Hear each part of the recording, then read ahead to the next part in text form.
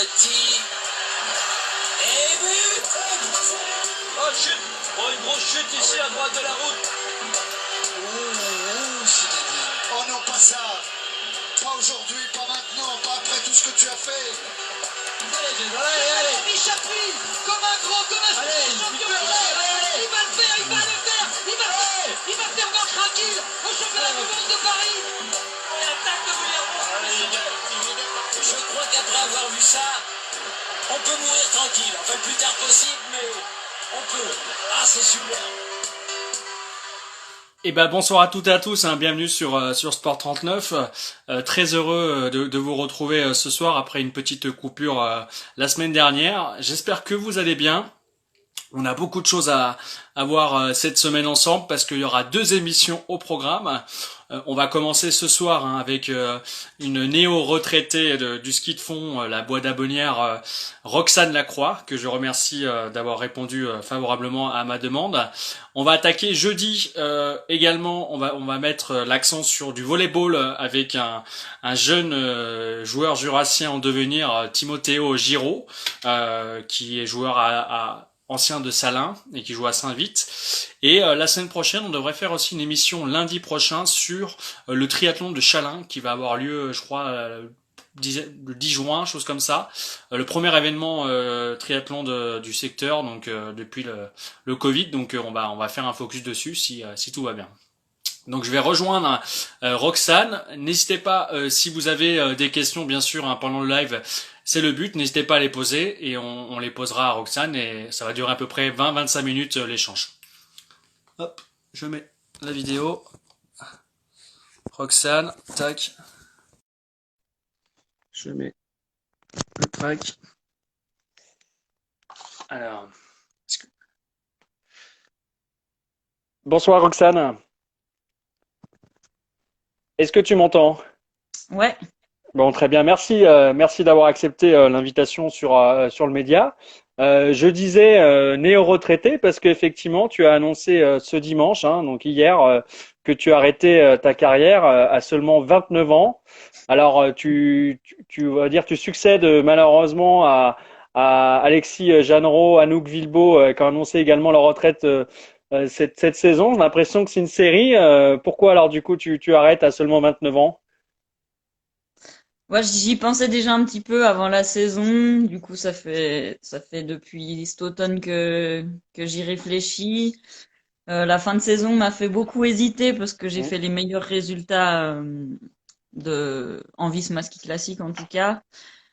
Mais bon, après de longues réflexions, j'ai pris ma décision définitive d'arrêter. Alors c'est vrai que Constant dit trop forte Roxane, effectivement, hein, tu l'annonçais des meilleurs résultats de ta carrière sur le circuit en fin de saison.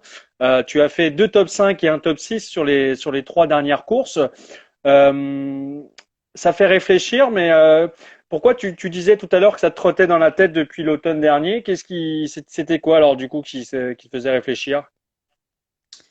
Bah tout devenait un petit peu plus dur à gérer et puis après il y a aussi l'aspect financier qui était quand même qui prenait quand même une part importante et ouais puis j'avais aussi envie de nouvelles choses de tenter des nouvelles choses dans ma vie de découvrir de nouvelles choses donc voilà. Alors, on le disait en introduction, hein, tu viens de Bois d'Amont, hein, pour pas oublier. Alors, aujourd'hui, tu n'habites plus là-bas, hein, t'habites ailleurs. C'est pour ça que tu tenais absolument aussi à la Bois d'Abonnière. Alors, je sais plus l'autre commune du coup. Chapelle des Bois.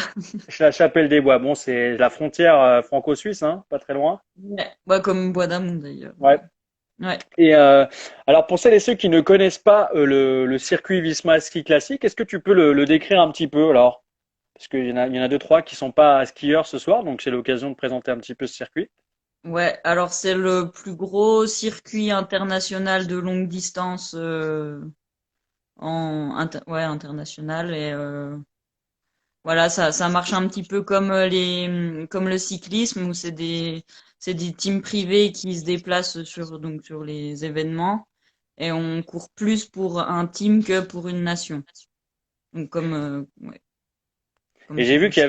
il y avait différents dossards, dossard du meilleur grimpeur, meilleur sprinter. On a l'impression que, comme tu disais, c'est un peu comme du cyclisme, quoi. Ouais, je pense que les patrons de la Visma se sont beaucoup inspirés de, bah justement, par exemple, du Tour de France où il y a le maillot du meilleur, le maillot du meilleur grimpeur, le maillot meilleur sprinter et le meilleur jeune aussi. Oui, alors d'ailleurs, le meilleur jeune, si je dis pas de bêtises, Roxane, t'étais pas en lice il y a quelques années, tu l'as pas eu ce dossard? Alors sur ma première saison que j'ai fait, oui, j'ai eu l'honneur de pouvoir le porter sur deux compétitions. C'était bah parce que là en fait la leader du classement n'était pas là donc forcément c'était il fallait que le dossard soit porté pendant la course et c'est moi qui avait pu le porter sur deux compétitions, c'était sympa. Ça fait du beau souvenir. Bah oui, oui, j'imagine. Et puis comment alors pour décrire un petit peu ton parcours, hein, parce que on avait eu Claire Moïse et on a eu aussi d'autres pensionnaires du FLECLAS formation longue distance, Océane et Gaël enfin, il y a à peu près 6 7 mois dans le média. Comment on en arrive à basculer sur le longue distance? On disait souvent dans le média, enfin les athlètes, c'était une deuxième chance de pouvoir se reconvertir sur la longue distance parce qu'on n'était plus forcément dans les clous de la fédération. C'était ton cas ou c'était vraiment une envie de basculer sur de longue distance? Ouais, il y a un petit peu des deux. C'était compliqué de se sélectionner sur des coupes d'Europe ou coupes du monde au niveau fédéral. Et puis il y a aussi que bah il y a la Transjurassienne qui passe quand même dans mon village depuis que je suis toute petite, donc j'avais quand même envie de tester des courses comme ça et bah surtout la Transju parce que c'est un peu un rêve de gosse de de ramener la cloche à la maison. Et et ouais, en tout cas, bah j'ai fait je crois que la première longue distance ou une des premières longues distances que j'ai fait, c'était la Transju bien avant de de vraiment me lancer sur la longue distance, mais en tout cas, ça m'a beaucoup plu et donc c'est sûr que ça a aidé à faire ce choix de partir sur la longue distance. Alors, n'hésitez pas à poser des questions à Roxane, hein, c'est le but du média, mais tu m'évoquais à midi, hein, parce qu'on s'est eu pour le progrès à midi. Quand tu as intégré le Team Bauer en 2018, c'était un rêve pour toi. C'est vrai que quand on est sportif de haut niveau et puis que bah, c'est compliqué de s'en sortir, d'intégrer une structure comme ça doit être un soulagement pour toutes sportives et sportifs voilà, qui font beaucoup de sacrifices comme tu l'as fait. Ouais, ouais, complètement. Puis surtout que, comme je le disais juste avant, c'était quand même le plus gros circuit qui existe pour la longue distance. Donc de pouvoir rejoindre un team qui en faisait partie, c'était super intéressant pour moi. Et puis en plus, il était managé par Lucas Bauer, qui a quand même un palmarès qui fait envie à beaucoup de monde. Donc ouais, c'était une belle expérience et puis autant sur le côté sportif que sur le côté humain de pouvoir rencontrer des nouvelles personnes, Ouais, de justement, c'est ce que j'allais te poser comme question. Qu'est-ce que tu as appris de ces 2 saisons dans ce team tchèque? Et après, tu as rejoint cette année le team Decathlon Experience. Alors, le comparatif des deux, si ça peut se comparer, bien sûr, hein. oui, ouais, bah sur le côté entraînement, il y a pas non plus, c'est pas non plus complètement opposé. Après moi ouais, c'est surtout sur le côté humain que j'ai vraiment apprécié d'être dans ce team de rencontrer quand même des gens de d'autres pays, donc c'est forcément un peu des autres cultures mine de rien.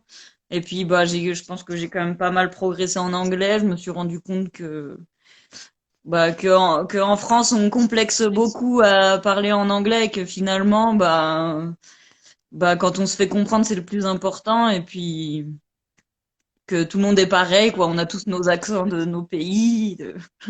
Toi, tu as Et l'accent voilà. jurassien qui rajoute un Ouais, charme complémentaire, alors. bien sûr. Ouais. Et c'est vrai que quand on regarde ce circuit, hein, il est diffusé aujourd'hui sur la chaîne L'équipe. Ça prend de l'ampleur. Qu'est-ce que tu dirais toi aux jeunes, bah, notamment pour Claire ou même pour les autres, qui veulent se lancer là-dedans, qui ont un petit peu peur, qui sont anxieux encore à franchir le pas. Qu'est-ce que tu leur dirais pour intégrer cette structure, ce circuit? Bah, qu'il faut foncer, hein.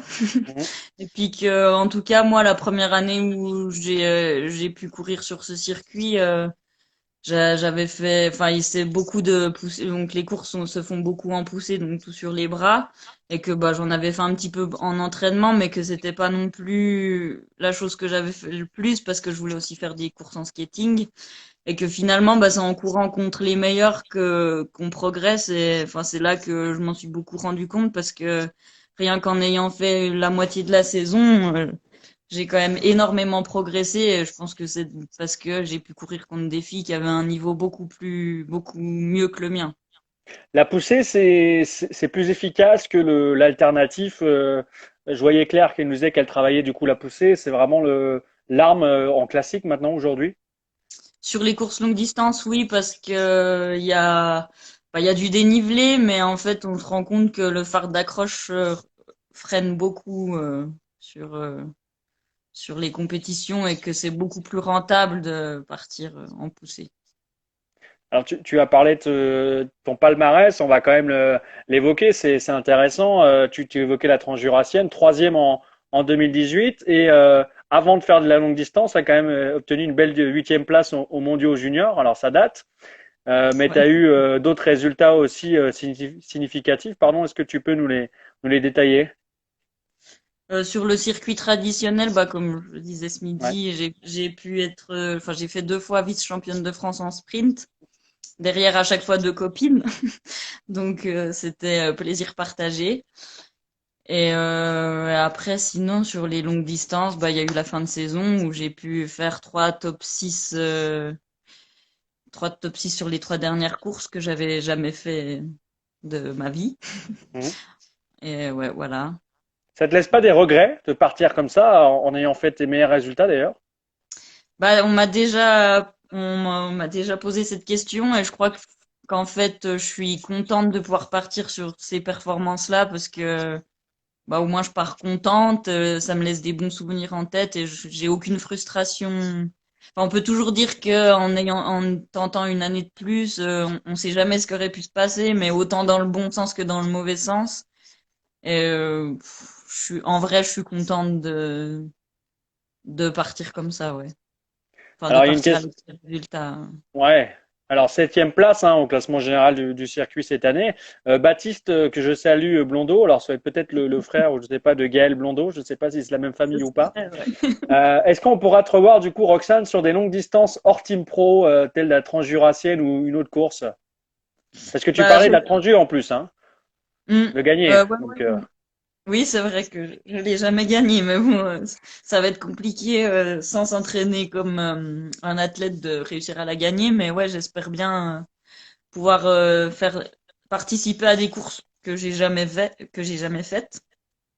J'en parlais avec pas mal de personnes dans mon entourage, mais il y a une course sur la Vasalopette qui se fait à deux en skating de nuit, qui est 2 jours avant la vraie Vasalopette, qui me tente bien parce que justement c'est à deux. Et je pense que c'est chouette à faire, et justement notamment. quand tu arrêtes comme ça ta compétition, ta carrière. C'est quoi? C'est les sensations que tu as au moment où tu te dis bon bah c'est bon, j'ai pris ma décision, j'arrête. C'est un soulagement. Tu te dis j'ai quand même passé des belles années derrière. Tu te retraces un peu tout ça. C'est quoi le sentiment que tu as quand tu prends cette décision? Bah, c'est difficile de se rendre compte pour l'instant, plus ou moins, parce que bah là c'est la reprise de l'entraînement, donc c'est pas encore les moments où on s'entraîne le plus ou je pense que ce qui va me faire vraiment bizarre, c'est quand les premières compétitions vont arriver. Ça me fait un peu peur. Je pense que ça va être dur. Mais non, pour l'instant, si, bah, je regardais un petit peu des photos les derniers jours, là, donc c'est vrai que ça rappelle pas mal de bons souvenirs, mais un peu de nostalgie, mais bon, c'est... Il y a Anouk qui me disait, bah, c'est sorti la semaine dernière dans le Progrès, qui me disait maintenant je fais du sport plaisir. Moi, tout à l'heure, je suis allé courir. Il faisait 28 degrés, 30. Je pense que le plaisir n'était pas là. Je sais pas pourquoi j'y suis allé, mais est-ce que toi, du coup, ces contraintes de devoir aller faire du sport presque tous les jours, des fois, tu vas te laisser un petit peu plus de temps pour toi, te faire plaisir, ces à côté que tu n'avais pas forcément avant? Oui, bah, je vais sûrement profiter de faire des choses que je me laissais pas le droit de faire ou me laissais pas le temps de faire. Et puis après, j'espère aussi que, bah, en tout cas, j'aime le sport, j'aime être dans la nature, donc ça, c'est des choses que je vais pas arrêter. Enfin, je pense pas que je vais arrêter. Et puis j'ai aussi envie de profiter de faire justement des sports que j'avais pas l'occasion de faire ou que oui justement je m'empêchais de faire beaucoup parce que c'était pas mon sport principal. C'est quoi alors comme sport? Du coup, tu cibles quoi comme discipline? Moi, je sais pas encore trop, mais je faisais un petit peu de kayak, donc j'aimerais bien continuer à en faire, voir un petit peu plus. Si j'en ai la possibilité, je faisais un petit peu de VTT, je pense que je vais en faire un petit peu plus. Il y a des chances que je retourne pas tout de suite dans des salles de muscu. Je pense pas que ça va trop me manquer. Et Tu vas, du coup, tu vas pas retrouver Chloé Panier là qui nous a rejoint dans les salles de muscu avec Anouk. C'est pas prévu ça. peut-être pas pour tout de suite, ou alors pour accompagner les copines. Ouais. Et justement, on parlait d'Anouk et d'Alexis, deux trentenaires qui ont raccroché cette année également, deux figures emblématiques hein, du massif jurassien. Qu'est-ce qu'on apprend à côté de ces gens-là? Bah alors, beaucoup de choses, enfin beaucoup, mais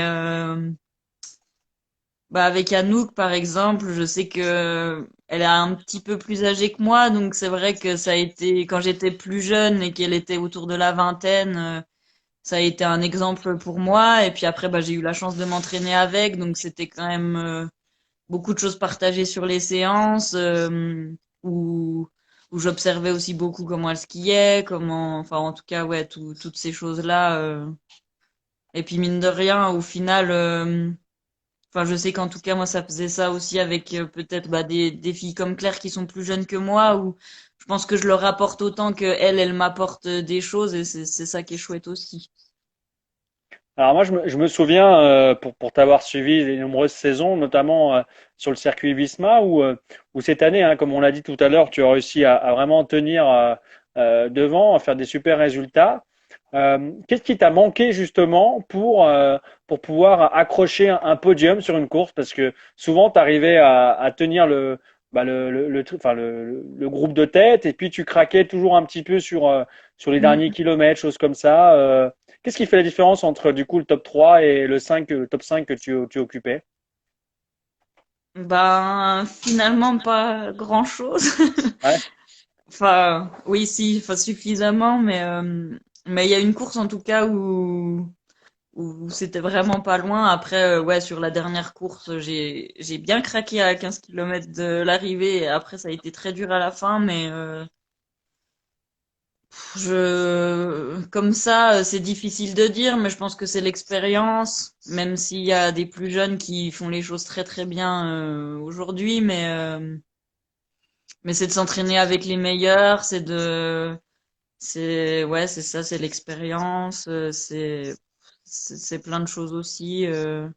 C'est vrai que les Scandinaves se retrouvent souvent à plusieurs de la même équipe dans le groupe de tête, par exemple. Et c'est vrai chez les filles, ça commence à se faire où ça fait un petit peu des courses d'équipe. Ouais, Et parce moi, que je vois les premières en général, hein, Lina Korsgren, la suédoise, qui est de 88. Ensuite, la deuxième, Ida Dahl, 96. On a aussi une Norvégienne, Emily Fletten, 92. Il y a un peu de tout en fait devant, et oui, il y a beaucoup de Suédois, Norvégiens, comme d'habitude le Nordique quoi. Enfin, c'est les Scandinaves quoi. c'est Et il y ça, a ouais. la Jurassienne qui est là pour les titiller. Enfin, qui était là du coup. Ouais. Ça fait quoi d'ailleurs quand t'es avec elle, avec toutes ces Scandinaves, tu te dis, ouais, elle doit en avoir marre de moi, parce qu'il y a aussi une Tchèque, hein, Smutna aussi, qui était du Team Mm. Bauer. Oui. Euh, des fois on a ce petit complexe d'infériorité avec les Scandinaves ou un peu moins maintenant. Bah, les premières fois un petit peu, puis aussi un petit peu comment de se dire qu'on se retrouve dans la cour des grands face à des noms qui sont quand même connus, en tout cas du milieu du ski de fond. Hmm. Mais un petit peu moins maintenant, parce que aussi petit partie, je me suis fait ma place. Et puis il y a quand même pas mal de respect entre athlètes, je trouve. Et du coup, ça enlève quand même un peu de complexe, ouais. Alors, il y a trois, on le disait, hein, il nous reste à peu près 5 minutes d'émission. Il y a trois personnes du team qui viennent de partir. Chez les filles, qui sera le nouveau leader et chez les garçons également. Alors, je sais pas si, parce que je vois que Pierre est connecté aussi, si on peut, si on a des noms, peut-être des recrues pour l'an prochain, parce que du coup, c'est une grosse perte quand même pour l'équipe, j'imagine. Hmm. Je sais pas si toi, tu as déjà une idée en tête sur des noms, sur des choses comme ça, des gens qui vont venir. Bah, chez les filles, je pense que, en tout cas, une qui était très focus sur la Visma, c'est Kati Hmm. Roivas, qui est finlandaise. Qui avait eu des Avec engelures, hein. Oui, voilà, c'est ça. Ouais. Elle a eu des engelures sur la première course. Elle a pas pu courir toute la saison, mais j'ai fait toutes mes séances de poussée avec elle l'année dernière. Et je pense qu'elle a du potentiel et il va falloir la suivre. Et puis sinon, bah Claire et Jenny, Jenny qui était au FFLD et qui rejoint Hmm. le team cette année. Je pense que les deux aussi, elles sont jeunes et elles ont du potentiel aussi. Il faut avoir Et de la puis bah, caisse et il faut prendre des kilomètres, l'expérience pour pouvoir tenir sur ce circuit du coup. oui, voilà, c'est ça. Hmm. Et chez les hommes, bah ils sont plusieurs, hein. Il y a Thomas Joly, Paul Hmm. Courbet, Antoine Théo Auger. Desmaisonneuve, Antoine Auger, Arnaud Dupasquier. Ils sont beaucoup à avoir un bon niveau et je pense que en tout cas de pouvoir s'entraîner ensemble, ça va bien leur servir. Et puis bah, pareil, il y en a qui ont un petit peu plus d'expérience que d'autres et le groupe va s'entraider pour faire monter le niveau. Ouais. Alors, Me il me faire reste deux petites dernières choses. Alors, n'hésitez pas si vous avez des questions, hein, c'est le but. Euh, Cette année Covid, c'est vrai que Anouk me disait c'était bizarre quand même de finir un peu comme ça avec le Covid et pas. Toi, comment tu l'as vécu cette année? Alors c'était un petit peu particulier quand même au niveau de l'ambiance sur les courses. C'est vrai qu'après les courses, bah personne ne restait trop dans l'air d'arrivée, alors que d'habitude tout le monde traîne un petit peu et puis on discute aussi entre athlètes. Là, c'était pas trop le cas cette année, donc c'était un petit peu bizarre, mais en vrai, je suis comme, enfin c'était quand même, ça s'est quand même plutôt très bien passé et ça va, c'est allé. On a eu de la chance. Vous aviez pas des tests PCR tout le temps à faire? Parce que je sais qu'Anouk détestait de faire ça. Alors, je sais pas si, ouais. Si, si, si, ouais, ouais, on a dû en faire ouais, bah, un petit peu pendant toute la saison, donc c'était pas très agréable, mais bon, Ouais, ouais, c'est sûr. ça va. C'était le passage obligé. Et le passage, le dernier passage, le passage suivant, ça va être quoi du coup la suite pour toi, Roxane? J'ai quelques idées en tête, mais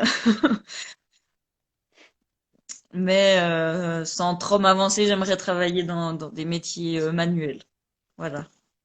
La bricoleuse, alors c'est parce que je voyais dans le communiqué de Pierre, Mm. on t'appelait un petit peu la logisticienne de l'équipe.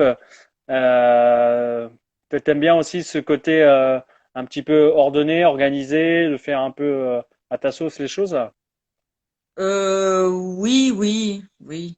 Bon, c'était aussi parce qu'on avait chacun des missions dans le team, et donc voilà, moi je m'occupais de tout ce qui était menu, réservation, oui, bah s'occuper de faire les listes de cours, de tout ce genre de choses, mais c'est pas non plus ce que je préfère dans la vie.